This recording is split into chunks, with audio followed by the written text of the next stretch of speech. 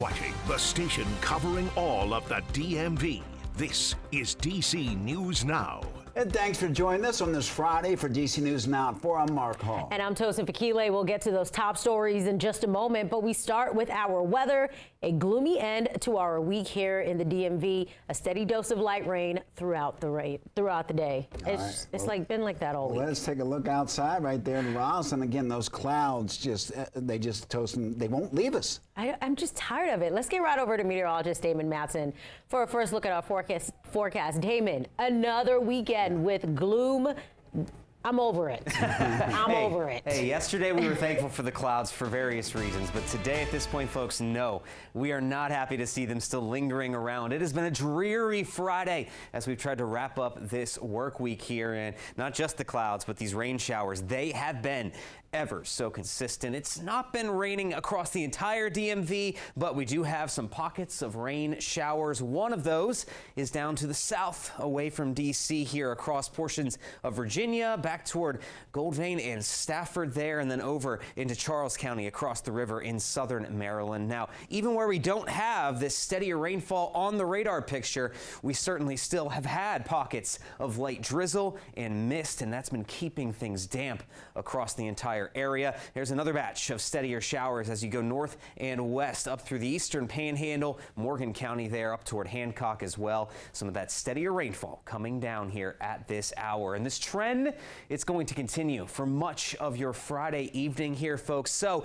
if you have plans to go out and about, keep the umbrella handy. Grab a jacket as well. It's been cool all day and temperatures are going to remain in the 50s over the next several hours. But that is the big question. We've already asked it and we'll ask it again. Are we going to shake these dreary conditions as we head into your Mother's Day weekend? We'll have a full look at your forecast coming up here in just a bit. All right, Damon, thank you. New this afternoon, 3 suspects in a local theft ring are behind bars after allegedly stealing thousands of dollars worth of underwear in Prince William County. It's an unbelievable story. The 3 suspects being held without bond in Fairfax County after officers tracked him down at Tyson's Corner. That's where we find DC News Now's Randy Bass with more details in this case. Good afternoon, Randy.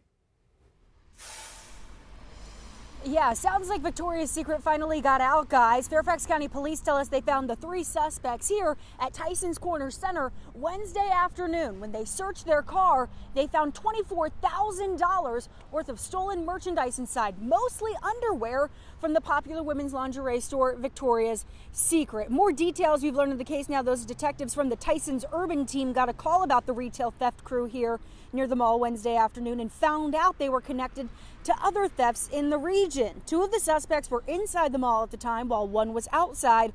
Officers say they found tons of stolen Victoria's Secret underwear and other merchandise in the car here near the mall and arrested the 3 men.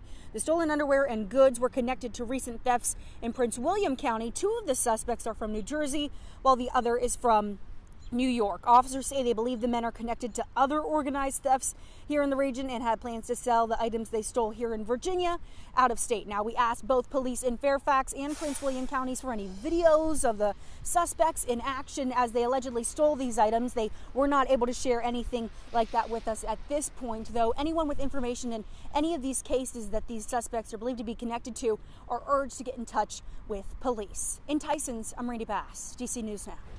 Randy, thank you for that update. Your time is 4:04, and pro-Palestinian demonstrators continued their protest at George Washington University last night after 3 people were arrested on Wednesday when police cleared that 2-week encampment. Last night, protesters on F Street set up tents and chanting by GW's administrative building. Some demonstrators linked arms during the protest. Protesters saying they plan to continue to make their voices heard until their demands are met.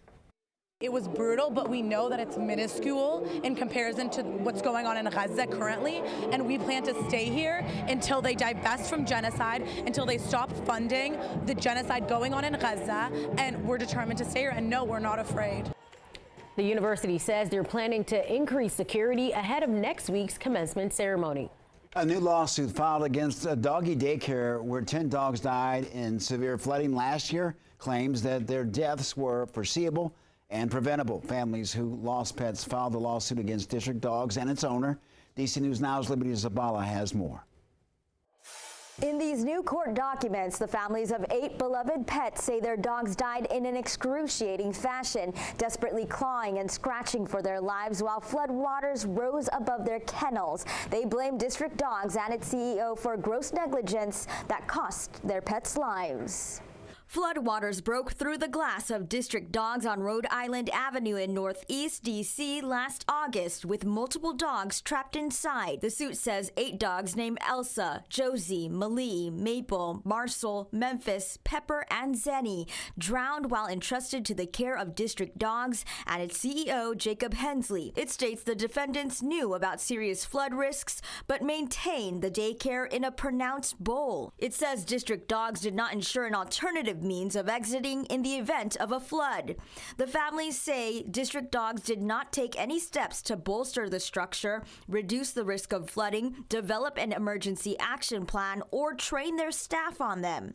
The suit points out 3 flash flooding incidents in 2022, including one where water in excess of 3 feet collected along the glass doors, but defendants failed to take action. In a statement just released to DC News Now, CEO Jacob Hensley said in part, quote, "We are aware that certain individuals have initiated legal steps in response. We believe that this action is without merit and intend to vigorously defend this suit," complete with a full recitation of all efforts undertaken to ensure the safety of this facility, our staff, customers, and the dogs in our care. It goes on to say DC's Homeland Security and Emergency Management Agency found the District Dogs facility was in compliance with district code and that the magnitude of the storm exceeded the capacity of the district's sewer system. For now, in the studio, Liberty Zabala, DC News Now. DC News Now is your local election headquarters. Maryland Governor Wes Moore weighing in on the very tight Democratic Senate matchup. DC News Now and our partners at The Hill and Emerson College showed a tight race between Angela Alsobrooks and Congressman David Trone. Governor Moore says regardless of who wins, it is important the party unite in the fall. I'm looking forward to the contest on Tuesday, and then I'm very much looking forward to the state and the party uniting to make sure that we're victorious in November.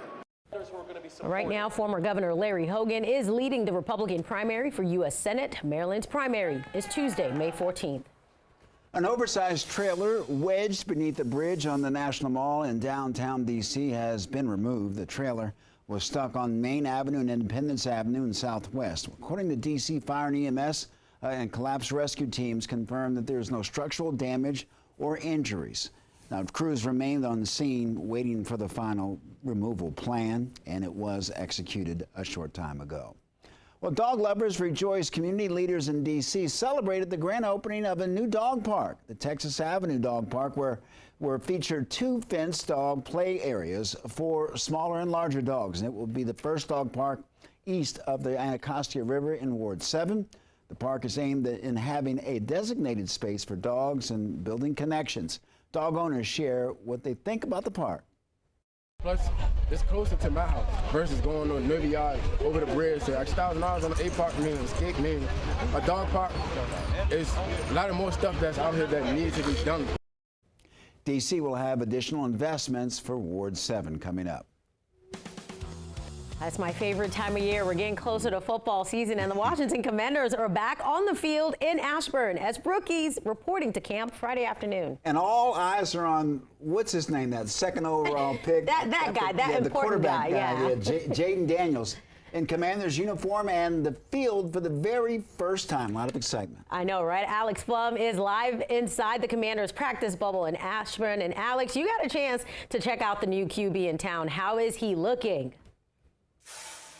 Yeah, Tosin and Mark, Jaden Daniels looked pretty good out there today on what is basically the first day of school for these players, the start of rookie mini camp. The excitement of getting drafted to the NFL is out the window, and now it's time to get to work. Jaden Daniels was on this field just moments ago right behind us, and take a look at this video. This is your first official look at the young man who Commanders fans are hoping will be the savior of this franchise, the reigning Heisman Trophy winner, number 2 overall pick, looking NFL ready today in a very small sample size, throwing some beautiful passes, as you can see down the field in this bubble, and as he gets to know his teammates. And after practice today, Daniels told us that all this is a dream come true.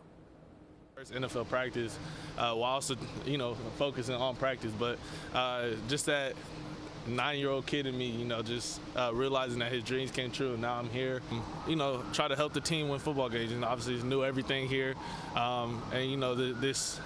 The DMV, this fan base, everybody, they want to see wins. They want to see excitement, want to see joy. So, hopefully that we could go out there, we could do it as a Commanders franchise, as a team. But, that's way down the road. We worry about rookie minicamp and practice tomorrow. Jayden talked about that 9-year-old kid in him having a great moment today. Well, little nugget of info for you. When Jayden Daniels was a kid, he had a sign hanging up in his room that said, "I will play in the NFL." He can go home and take that sign down because that dream is a reality now. And now he can go back and hang up a sign that says, "I will bring a Super Bowl to Washington," because that is now the new goal for Jayden Daniels. Tosin and Mark, going to send things back to you for now.